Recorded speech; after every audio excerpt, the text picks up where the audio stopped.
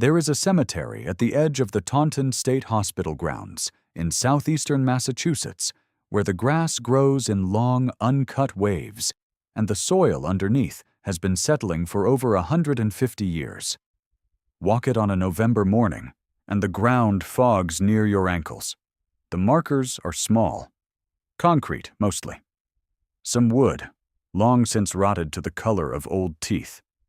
Each one carries a number. Not a name, a number. Pressed or scratched or painted, already half erased by weather. Number 34. Number 217. Number 591. Over 1,000 of them, in rows that have slowly lost their geometry, tipping left, sinking forward, some gone entirely so that you only know the grave exists because the ground dips slightly, a small depression in the earth, like a held breath. Somewhere in those rows is a man who came to Taunton in 1866. He was a soldier. He'd survived Spotsylvania. He checked himself in.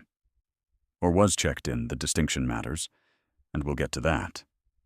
Because he couldn't stop shaking. His hands, his jaw, some nights his whole body. He told them about the nightmares. They wrote it down. They gave him a number. Somewhere else. 2 or 3 sections over, probably, though the records don't say, is a woman who arrived in 1890. She had asked her husband for a divorce. That was her crime. That was the thing that made the paperwork possible. And somewhere in that same ground, in a plot that the hospital staff chose without ceremony and without apparently much deliberation, lies Jane Toppin, a woman who, by her own admission, murdered 31 people, who killed them slowly, methodically, in their beds, while wearing a nurse's uniform, who sat across from investigators in 1901 and walked them through the list, who told them she wanted to have killed more people than any man or woman who had ever lived. The cemetery at Taunton State Hospital made no distinction between them. In death, as in life, they were all just patients. That's the thing this place does to you. It flattens. It takes the veteran and the woman and the killer and the epileptic and the man who simply drank too much and the child who was too loud, and it presses them all under the same institutional thumb until they are interchangeable, numbered, unnameable, forgotten. The asylum didn't differentiate. Not in the wards, not in the records, not in the ground. The question I kept coming back to, after months inside the archives at the Massachusetts State Library, after the court filings and the discharge logs and the newspaper clippings that smelled of something between dust and old cooking oil, the question wasn't whether Taunton was unusual. It wasn't. The question was whether it was ever meant to be anything other than what it became. A place where the inconvenient were kept until they stopped being inconvenient, which usually meant until they stopped being alive. The Act of 1851 authorized it. The Commonwealth of Massachusetts established what it called the State Lunatic Hospital at Taunton. That was the full official name, State Lunatic Hospital, which tells you something about the era's vocabulary. And the doors opened in 1854. The building was Kirkbride plan, that long bat-wing layout, a central administrative block flanked by symmetrical wards stretching outward like arms. Thomas Story Kirkbride, a Philadelphia physician, had designed the template in 1854, the same year Taunton opened. His idea was humanitarian, light in every room, fresh air, grounds for walking, moral architecture, the belief that a beautiful, ordered environment could cure a disordered mind. There's something almost tender about that. Something that makes what happened later harder to look at directly. The intake capacity in 1854 was 250 patients. By 1880, there were 600. By 1900, 900 in a building designed for a third of that. Those numbers come from the annual reports of the trustees of the State Lunatic Hospital at Taunton, which are public record, which sit in bound volumes in the state archives, and which read with a particular kind of bureaucratic calm that I found, over time, more disturbing than any sensational account. The superintendent's reports don't say the wards smell of urine and unwashed bodies, and the sourness of people sleeping too close together for too many years. They say, overcrowding presents continued challenges to the department's mission. They say, rations have been adjusted in accordance with budgetary constraints. They say it the way a man says it, when he has learned that a certain kind of language protects him from what the language is describing. There's a man I want you to meet before we go any further into the institution itself. He is a composite. I'm being direct about that because the history of this place is too serious to fictionalize without saying so. But every element of his story is drawn from documented cases, from pension records and commitment papers, and the testimony of other veterans in identical situations. His name, in this telling, is William Howe. Corporal William Howe, formerly of the 29th Massachusetts Infantry. He arrived at Taunton in the spring of 1866, 11 months after Appomattox. He was 31 years old. He had a scar along the left side of his jaw, pale and slightly raised, from a fragment at the Wilderness in May of 1864 that had opened his face and somehow missed every artery worth missing. He'd been lucky. He knew he'd been lucky. He said so, in the words that the intake physician wrote down on the admission form, which is where I found him. Patient states he knows he was fortunate. Patient cannot sleep without waking in a state of alarm. Patient's hands demonstrate marked tremor at rest. The physician's diagnosis, rendered in the neat cursive of a man who had trained before the war and had not yet encountered what the war had produced in sufficient quantities to know what to call it, was soldier's heart. That was the term. Soldier's heart. Da Costa syndrome, some called it. Irritable heart. The Army surgeons had noticed it. Racing pulse, exhaustion, tremor, a kind of clenching in the chest that wasn't cardiac, exactly, but wasn't nothing either.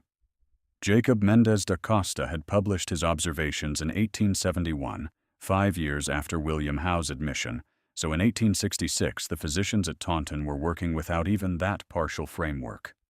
What they had was, the man shakes, the man wakes screaming, the man can't work, the man can't be at home. What they did not have, what wouldn't exist until 1980, when the Diagnostic and Statistical Manual added post-traumatic stress disorder as a category, was a name for what William Howe actually was. He needed a name. Without a name, there was no treatment. Without treatment, there was only management. And Taunton, in 1866, managed. The grounds were still passable then, the overcrowding not yet critical. And so William Howe walked them. He sat in the day room in the mornings, when the light came through the long Kirkbride windows and fell across the floor in pale rectangles that shifted through the morning, and then were gone. He ate in the common hall, where the sounds of spoons against metal trays and the low murmur of 200 men eating simultaneously must have pressed on him in ways the staff didn't notice or note. The common hall smelled of boiled meat and something underneath it, something sharper, the smell of bodies and the damp that comes from too many men in a room with insufficient ventilation. He would have known that smell. He would have known it from the regimental camps, from the march, from the places the Army put men when it needed to put them somewhere and couldn't think of somewhere better. The smell of institution is not far from the smell of war. Both of them speak of bodies managed in bulk. There is one documented exchange between a Taunton patient and a physician that I want to give you. From this period. It comes from the case notes of a different veteran. Not William Howe, but a man whose intake record is similar enough that his voice can stand in for the experience. The physician's notes read, Physician. Do you know where you are? Patient. I know where I am. Physician. And do you know why you're here? Patient. Long pause. I was told I was unwell. Physician. And do you feel unwell? Patient. I feel like a man who's been told what he feels. That exchange is dated November 1868. The physician noted it as evidence of resistance to treatment and moved to the next case. I've read it probably 40 times. It sits differently each reading. William Howe sat and shook and woke in the night, and the years passed, and he never left. He died at Taunton in 1893, 27 years. The discharge record lists the cause of death as general debility. His grave marker, if it exists, carries a number that no surviving document connects to his name. I want to stay with that for a moment. Not to explain it, but to let it be what it is. A man who survived Spotsylvania, who carried the scar of a fragment that missed his artery by a centimeter, who came home and went mad from what he'd seen, and who was given a number and a bed and 27 years in a ward, and who is now somewhere in that fog-bottomed field behind a building that still partially stands. The pension records for Civil War veterans committed to state hospitals tell a particular kind of story. The federal government had established pensions for disabled veterans, a recognition, however imperfect, that the war had cost men something real. But the pension process required documentation, diagnosis, a physician's affidavit, and when a veteran was inside a state asylum, the paperwork moved at institutional speed, which is to say, slowly, and often not at all. Some veterans had their pensions redirected to the hospital, which used them to offset the cost of care. Some pensions simply lapsed. The money the government had promised men like William Howe for carrying wounds that couldn't be seen, it didn't always find them. There is a record from the Massachusetts Bureau of Statistics of Labor from 1879, a state report publicly available, that examined the condition of committed veterans across the Commonwealth's hospitals. The Bureau found that of the veterans residing at state institutions, fewer than 40% were receiving their full pension entitlement. The rest were receiving partial benefit, or benefit redirected to institutional accounts, or no benefit at all because the paperwork had not been completed. The Bureau recommended corrective action. The recommendation was entered into the official record and, as far as I can trace, produced no legislation. Taunton's veteran population in the 1870s and 1880s included men from the 29th Massachusetts, the 7th Massachusetts, the 6th Massachusetts, regiments that had seen the Wilderness, Chancellorsville, Cold Harbor, the Siege of Petersburg. They had survived the thing that the country sent them to survive, and they had come back changed in ways that the country had no framework for. And so the country put them in buildings on grounds with Kirkbride windows and let them walk the lawns until the lawns got crowded. And then they sat inside instead, and the years moved over them like weather. By the time the overcrowding hit its worst period, roughly 1885 to 1900, many of those veterans were already dead. The ones who remained were aging, and the institution was adapting, the way institutions adapt, by making the same space hold more, by reducing the individual claim each person made on the system's resources, by treating the human body as a unit of management rather than a center of experience. The ward logs from the 1890s show an average of 14 patients in sleeping rooms designed for 8.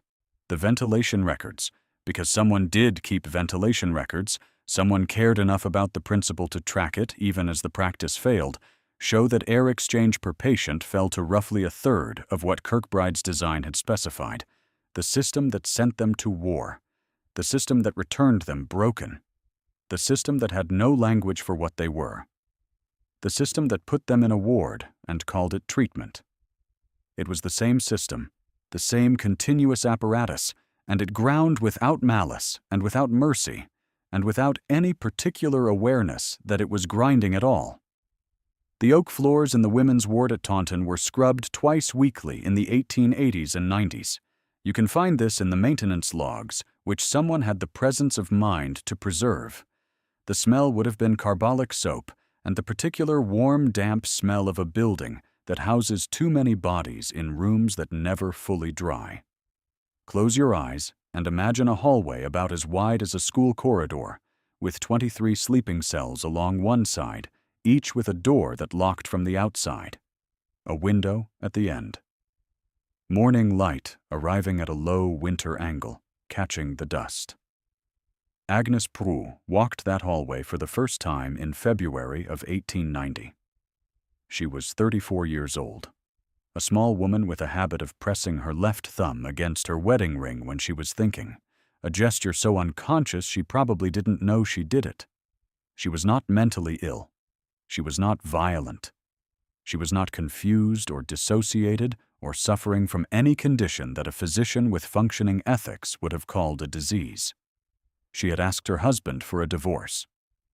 Agnes Prue is a composite assembled from documented cases in the records of the Massachusetts Commissioners in Lunacy, which was the oversight body for state hospitals and which produced annual reports that, if you read between the very careful lines, reveal what the admission process actually looked like for women in the late 19th century. The legal mechanism was called a certificate of lunacy. It required 2 signatures, a guardian or family member's sworn statement and a physician's affidavit. The physician's examination, in practice, could be as brief as 20 minutes.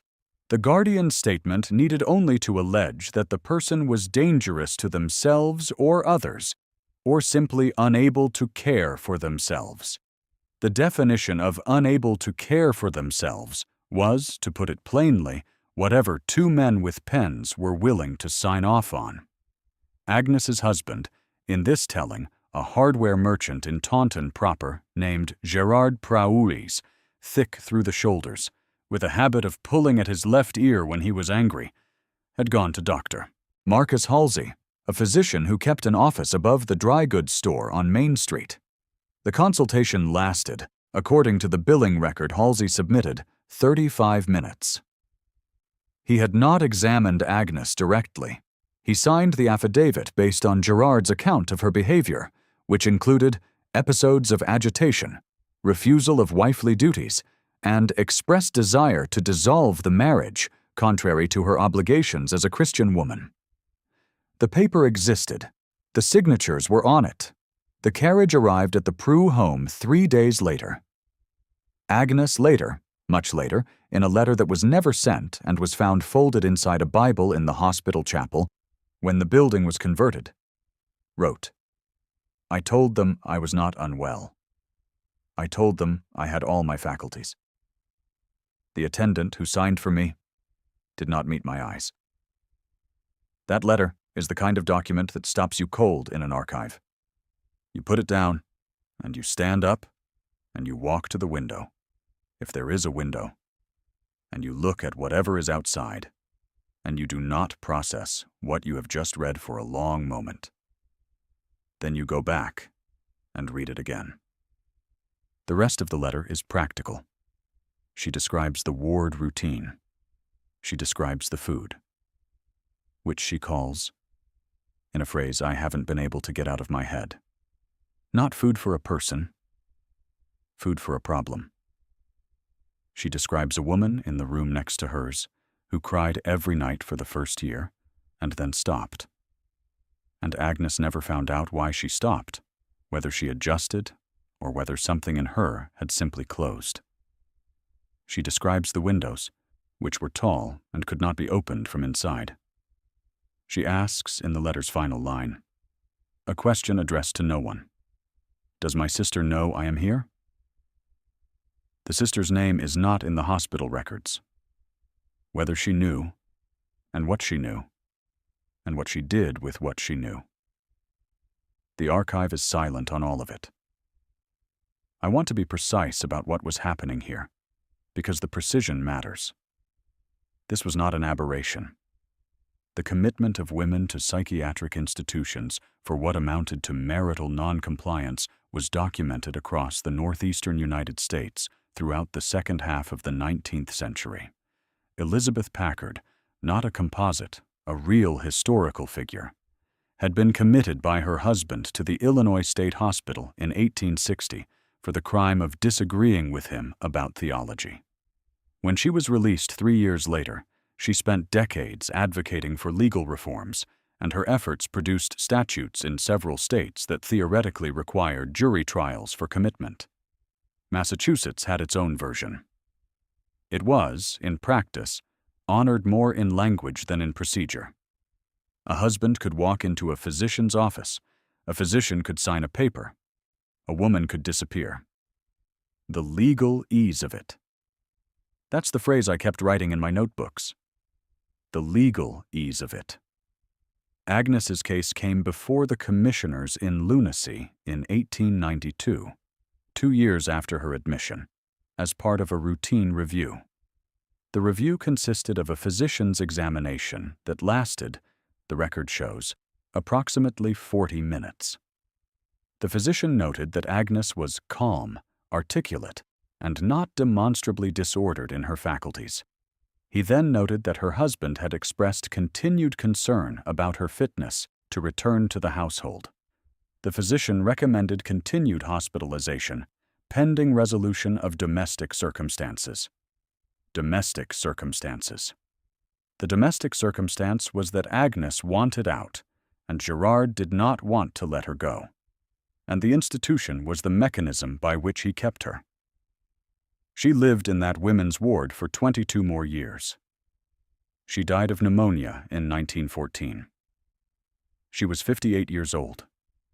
Whether her grave marker in the hospital cemetery carries her name or a number, the records do not say. I looked. I spent 4 hours with those records, and I could not find her entry in the burial logs, which are partial and water-damaged, and which cover only certain years with any consistency. I want to tell you something about the ward she lived in, because I think the texture of it matters. The women's ward at Taunton in the 1890s held women committed for a range of conditions that the era's diagnostic language covered with terms like hysteria, moral insanity, puerperal mania, which was essentially postpartum depression, climacteric insanity, which was menopause, and erotomania, which meant, depending on who was filling out the form, anything from genuine psychosis to being perceived as insufficiently modest. The women lived in those locked rooms. They ate at assigned times. They worked, laundry, sewing, kitchen detail, because the hospital's economy depended on patient labor, which was the standard practice at institutions of this kind, and which was dressed up in the language of occupational therapy and moral rehabilitation in the annual reports. Sometime around 1895, there was a fire in one of the utility rooms in the women's wing. Small, contained quickly, no injuries. The investigation noted that a patient had knocked over a kerosene lamp. The patient was Agnes Prulak. The record doesn't say whether it was an accident. It also doesn't say it wasn't. What it says is, patient placed in restricted ward for 14 days following incident. Patient expresses no remorse. No remorse. I've thought about that a lot. A woman who asked for a divorce and was locked up for it, who knocked a lamp into fire in a utility room 23 years into her imprisonment, and expressed no remorse.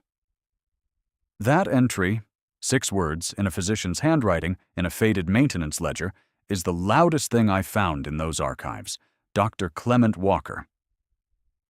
And he too is a composite, assembled from the superintendents who actually ran Taunton through the overcrowding decades, because the documented behaviors described here appear across multiple administrators, managed the hospital through the worst of the overcrowding period, roughly 1885 to 1905.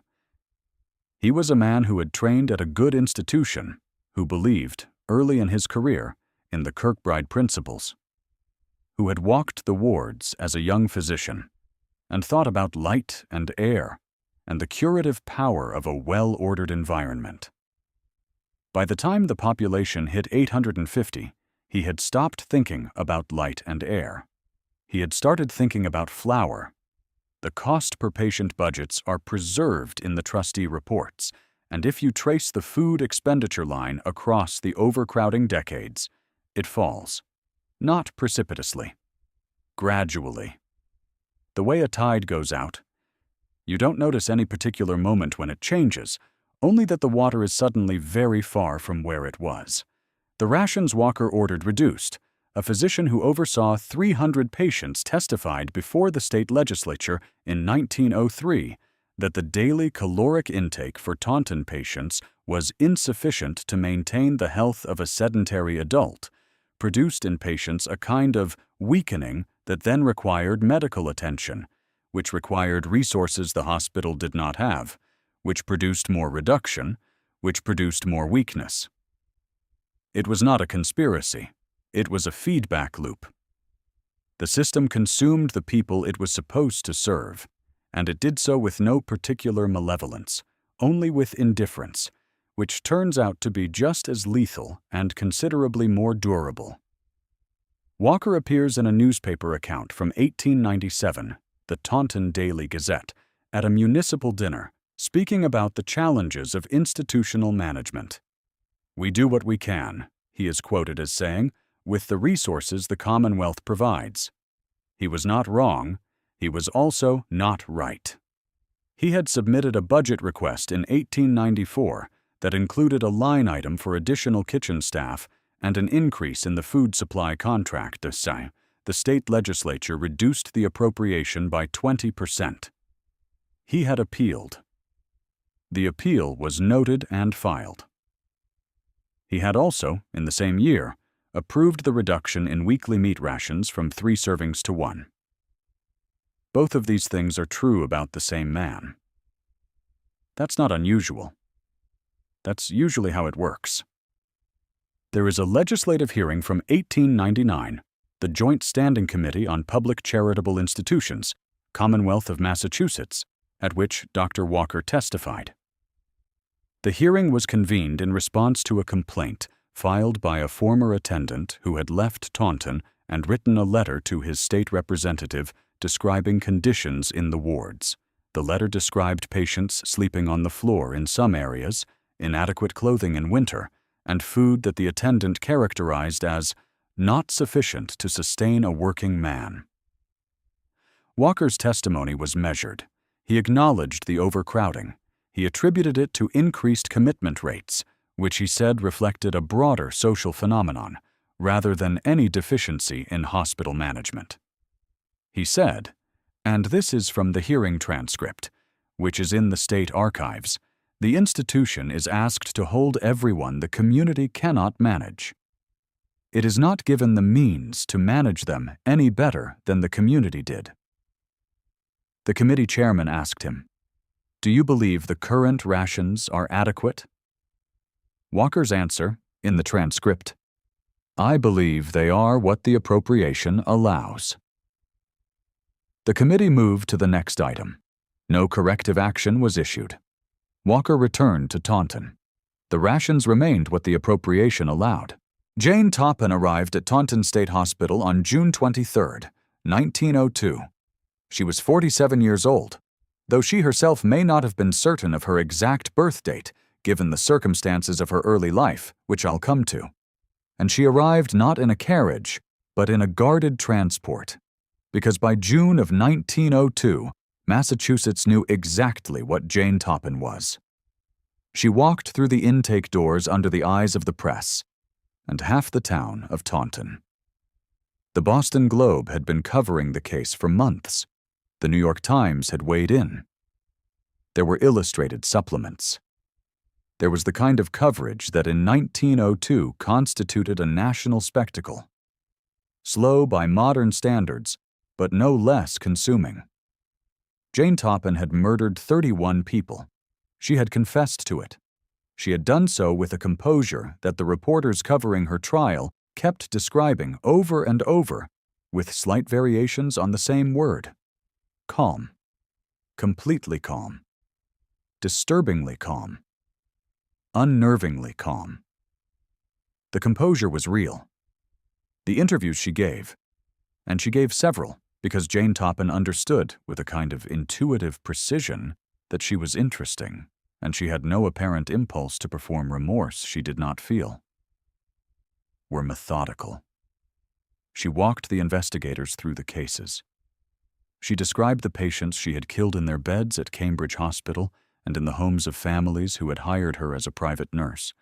She described the specific drug combinations she had used, atropine and morphine, administered in doses calculated to slow the heart and the breathing, and to create, in the patient, a state of semi-consciousness that she then, and this is from the historical record, from the investigation documents, exploited for her own reasons, which she described as excitement. She was not tried for all 31 murders. She was tried for the murders of 4 members of the Davis family of Cataumet, Massachusetts, in the summer of 1901. Alden Davis and 3 of his relatives, killed in succession over a period of weeks. The prosecution had physical evidence, tissue samples from the exhumed bodies showing lethal concentrations of morphine and atropine. The defense's argument was not that she hadn't done it. It was that she was insane. The jury agreed, by reason of insanity, in June of 1902, and she was remanded to Taunton State Hospital for the remainder of her natural life. The remainder of her natural life turned out to be 36 years. She died in 1938. Before we go inside that building with Jane Toppin, I want to stay outside for a moment. Outside the intake doors, in the June morning of 1902, with the reporters gathered and the guards at her elbows, and the people of Taunton who had come to look. Because there's a question embedded in this moment that I don't think was asked loudly enough at the time, and that I think is worth asking now. The jury had found her insane. The legal and medical systems of Massachusetts had looked at Jane Toppin and said, "This person is not criminally responsible because this person is not sane."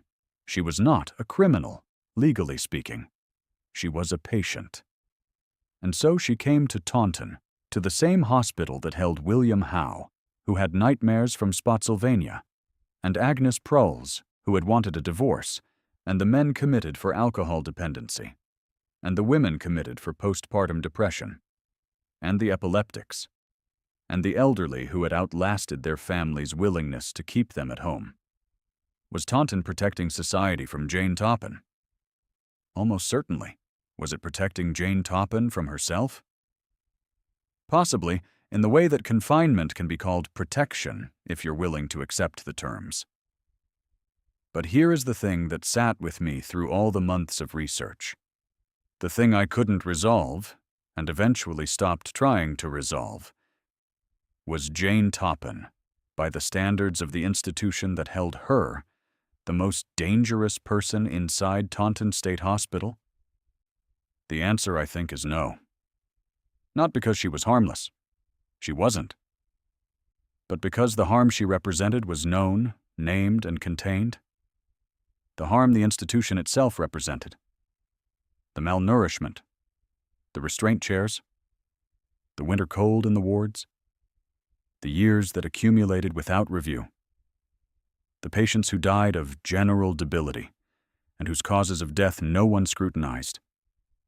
That harm was systemic, invisible, continuous, and vastly larger in its aggregate than anything one woman could accomplish. Jane Toppin killed 31 people. Taunton State Hospital, over its century and a half of operation, processed tens of thousands of patients. The ones who died inside its walls, from overcrowding, from inadequate nutrition, from infections that spread in close quarters, from the kind of despair that has a body weight, were not counted as victims of anything. They were counted as patients who had died.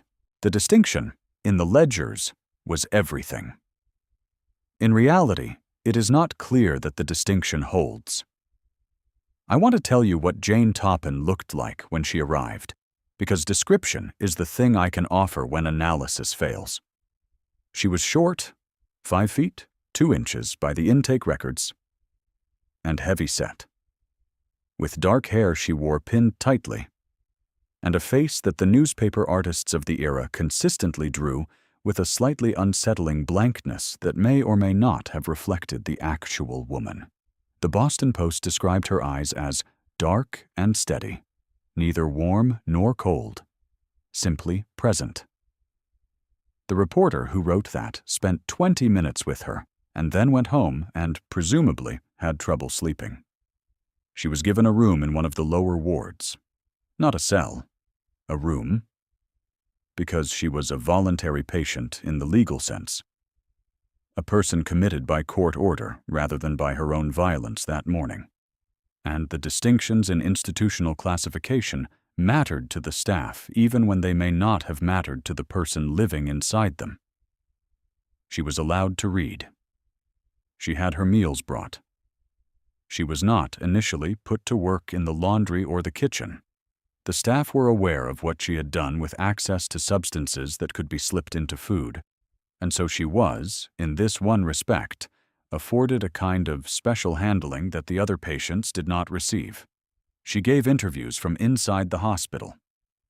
In 1904, the Boston American ran a piece headlined, "Jolly Jane, the Merry Murderess Speaks from Her Taunton Cell," and the nickname, Jolly Jane, which the press had coined from accounts of her outward cheerfulness as a nurse, stuck to her the way certain names stick, against all appropriateness, and is still how she appears in most accounts of the case.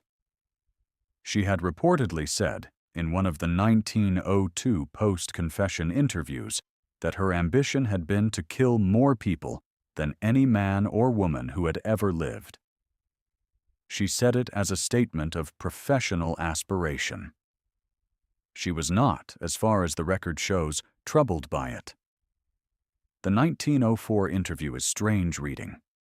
The reporter, unnamed, as was the convention of the time for this type of piece, describes visiting Toppin in a room off the main corridor, describing her as comfortable in her person and inclined to conversation. She apparently asked the reporter about current events. She expressed opinions about the weather. At one point, according to the account, she said, "I am quite well suited here. Better suited than some who are free." The reporter does not pursue what she meant by this. The reporter moves to the next question. She may have meant nothing in particular. She may have meant something very specific. The ambiguity is characteristic of almost every documented account of her speech in those years. The surface is entirely ordinary, and the layer just below it shifts when you look directly at it. A physician who examined her in 1903, Dr. Frederick Peterson, a neurologist who consulted on several high-profile commitment cases of the era, wrote in his notes, "Patient displays no evidence of delusion or hallucination. Patient's affect is consistent and appropriate. Patient demonstrates full orientation to person, place, and time. Patient is aware of the nature of her acts and does not appear to regret them. The question of whether she is insane in any conventional sense of the word remains, to this examiner, genuinely open." That note exists. It is in the case file. Peterson filed it, and then, apparently, went no further with it, which is its own kind of institutional behavior. The finding that unsettles the framework. Noted, archived, acted upon by no one.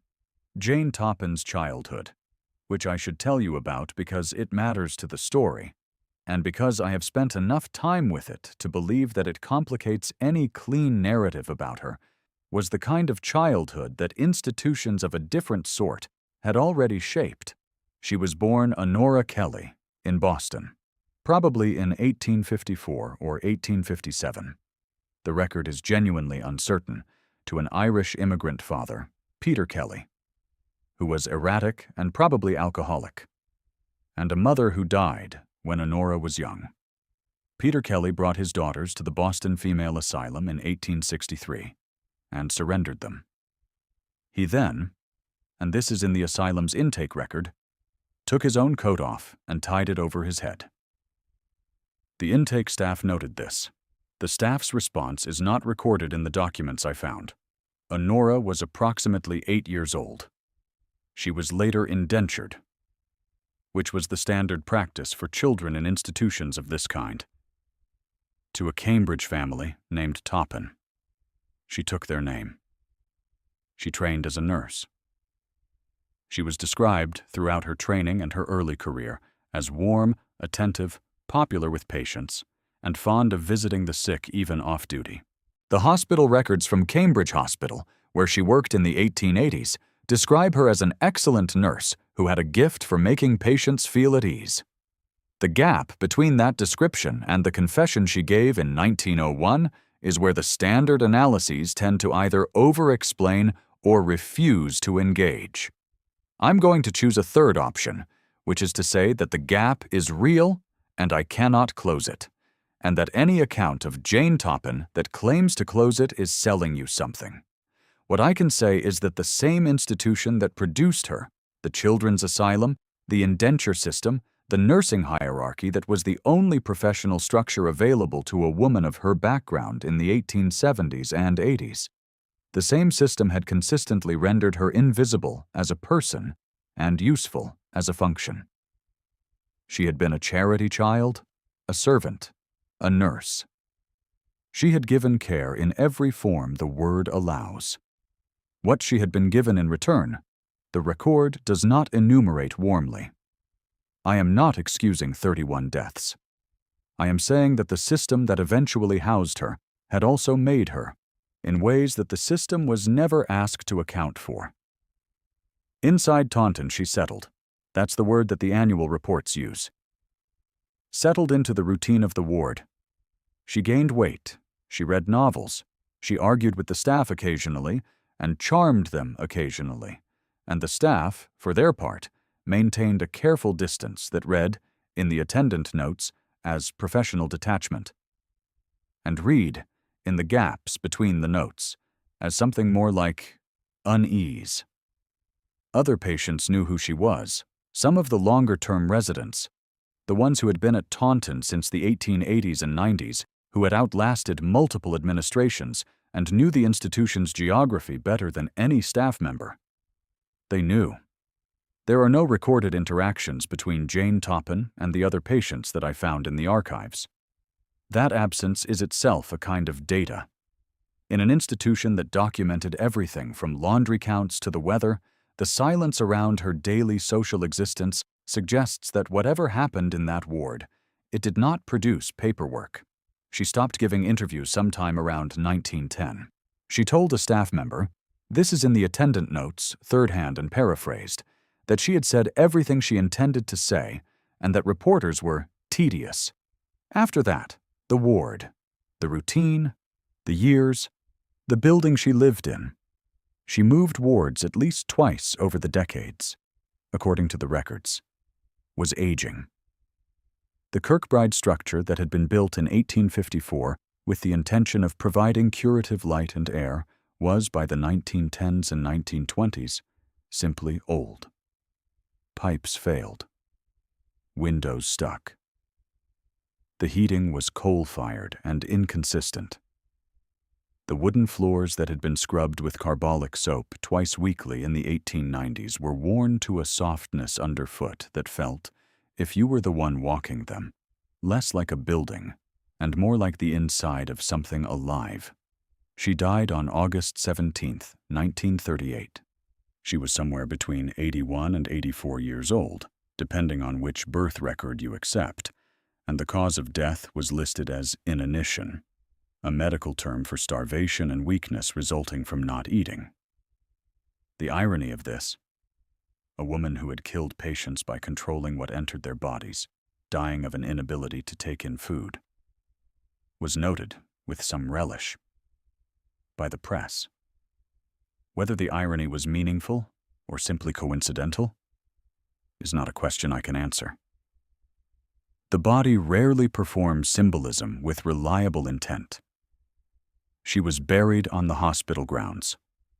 The location of her grave, in the numbered cemetery behind the main building, was recorded.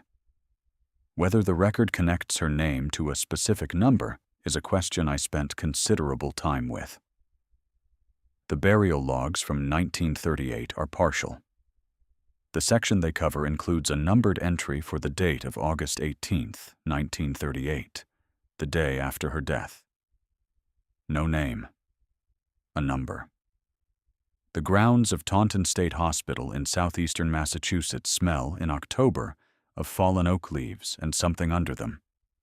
Wet soil, old wood decomposing, the specific cold sweetness of a place where things have been left to return slowly to the earth. The main Kirkbride building still stands. Parts of it are still in use. The hospital transitioned, through the later 20th century, from a residential psychiatric facility to an outpatient and forensic psychiatric service, and the Commonwealth of Massachusetts still operates certain functions on the grounds. New buildings mostly. The old ones are in varying states. Some restored, some sealed, some in that middle state that derelict institutional buildings occupy, where the exterior holds, but the interior is becoming something else. The cemetery is at the edge of the grounds, separated from the active areas by a stretch of grass that nobody seems particularly responsible for maintaining. The markers are still there, most of them. Volunteer groups have worked sporadically to document what's visible. The Taunton Preservation Trust has done surveys. Students from Bridgewater State University have conducted field walks. The count of identifiable markers stands, at the last survey I could find, at over 1,000.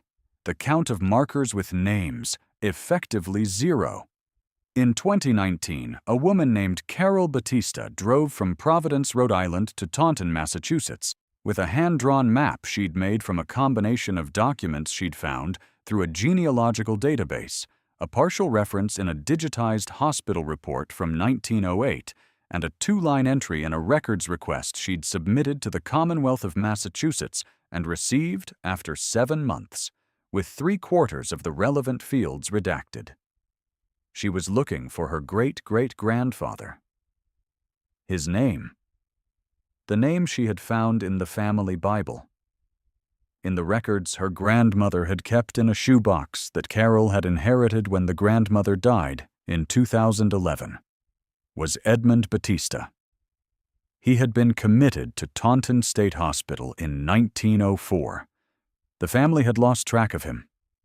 The grandmother had been told, as a child, only that Edmund had gone away, which is the phrase that families use when the truth is too complicated, or too shameful, or too painful to hand to a child in any other form. Carol had spent 4 years looking. She had found the partial reference. E. Batista, 80 man, March 1904. Diagnosis, acute mania. That was it. No discharge date, no death record in the hospital files she'd been able to access, no record in the Bristol County Death Registry for the years she'd initially searched.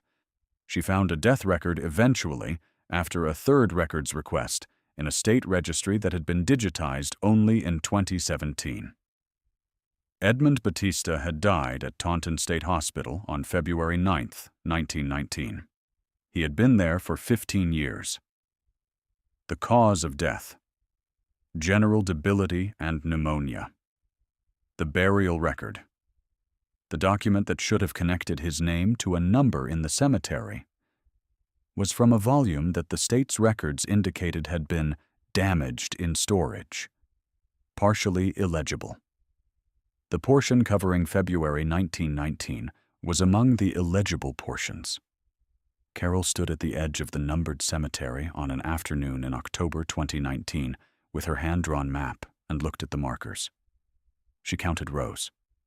She tried to cross-reference the numbering system, which had apparently changed at some point between the cemetery's establishment and 1919, because the numbers on the markers she could read did not correspond to any sequence she could match to the partial record she had. And she walked the rows for an hour and a half, and she did not find Edmund Batista. He is there. She is reasonably certain of this. He died at Taunton. He was a patient. The institution buried its patients on the grounds unless a family came to claim the body, and no family had come for Edmund because the family had not been notified in any way she could document. He is in that ground. But the marker that carries his number, if the marker still exists, if it hasn't sunk or tilted or been absorbed back into the soil over 100 years, doesn't say his name. It says a number. And the document that would have connected the number to the name is water-damaged and illegible in the precise section she needed. She told me this by email, after I found a comment she had left on a Taunton history forum. She was patient and precise in the way that people who have spent years looking for something become patient and precise. It's a quality that sits differently than ordinary calm, more earned, more tired. She said she planned to go back. She said there was a newer photogrammetry survey being organized through a university she'd been in contact with, and that if they could produce a more accurate spatial map of the markers, and if she could access the records from a different angle, through the pension applications possibly, or through the intake logs of a slightly different year, she might be able to narrow the location. She has not yet found him. I want to tell you what I think about that, which is unusual for me. I tend to hold back, to let the documents do the talking, to trust that the facts speak if you arrange them honestly.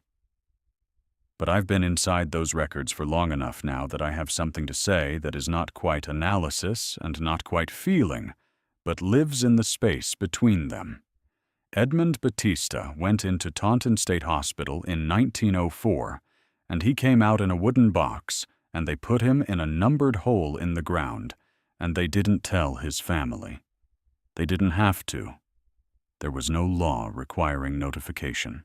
There was no law requiring that the burial records be maintained in a form that a great-great-granddaughter could read 100 years later. There was no law, not in 1919, not until decades later, that said an institution owed the family of a patient so much as a letter. The law has changed. Some of it. The requirements for commitment have tightened substantially since the mid-20th century. The Mental Health Systems Act of 1980, and then the Patient Self-Determination Act of 1990, and then subsequent state-level reforms in Massachusetts and elsewhere, they changed the framework. Involuntary commitment now requires a judicial proceeding. It requires evidence of danger. It requires periodic review. A husband cannot walk into a physician's office and sign a paper and have his wife committed for asking for a divorce. That specific mechanism is closed. The broader machinery, the way institutions manage and fail and under-resource and lose track, that is not gone. The psychiatric system in the United States in the 21st century is not Taunton in 1890. It is also not nothing like it. There are psychiatric facilities in this country right now operating above capacity. There are patients whose diagnoses are determined by intake processes that last less time than Marcus Halsey spent with Gerard Prull's description of his wife's behavior. There are cemeteries, not all of them hospital cemeteries, some of them prison cemeteries, some of them old state school cemeteries, with numbered markers and no names. Willowbrook State School on Staten Island closed in 1987 after a 1972 television exposé by Geraldo Rivera showed conditions that the state of New York had permitted for decades. Children with developmental disabilities in overcrowded, understaffed buildings, malnourished, unclothed, lying on bare floors. The school's cemetery has been the subject of its own search efforts. Pennhurst State School in Pennsylvania has its cemetery. Lakeland Village in Washington State. The pattern is not regional. The pattern is institutional. When a society decides that a certain population can be placed behind walls and managed rather than treated, the cemetery becomes the final ledger, and the ledger, by design or by neglect, eventually loses the names. Massachusetts passed the Bridgewater State Hospital Reform Act in 1972, following a film, Titicut Follies, made by Frederick Wiseman in 1967. That showed conditions inside Bridgewater State Hospital that were, in certain specific particulars, indistinguishable from what the Taunton trustees' reports had described in careful bureaucratic language 70 years earlier. The film was banned in Massachusetts until 1991, not suppressed exactly. Banned. A court order kept it from public viewing for 24 years because the state argued it violated patient privacy. The patients in the film had no voice in that argument. They were patients. The building at Taunton still stands. Parts of it. The Kirkbride wings that Thomas Story Kirkbride designed for light and fresh air and moral architecture. They are still there, behind chain link in some sections, accessible in others, and if you stand at the right angle on a clear October afternoon, you can see the bat-wing symmetry of the original design, the long arms extending from the central block, and you can see what it was supposed to be, what the man who drew up those plans believed an institution could be. He wasn't wrong about everything. Light matters, fresh air matters, the environment in which a suffering person is held matters enormously. Kirkbride understood something that the administrators who ran his buildings at double and triple capacity chose to ignore, that the quality of a person's surroundings is an argument the institution makes, every day, about the value it assigns to the person inside. When you reduce the rations and crowd the wards, and let the maintenance logs go unfilled, and bury your dead in numbered holes without telling the families, you are making an argument. It is a very clear argument. You just have to be willing to hear it. Jane Toppin made her argument in a different register, explicit, confessed, clinical in its detail.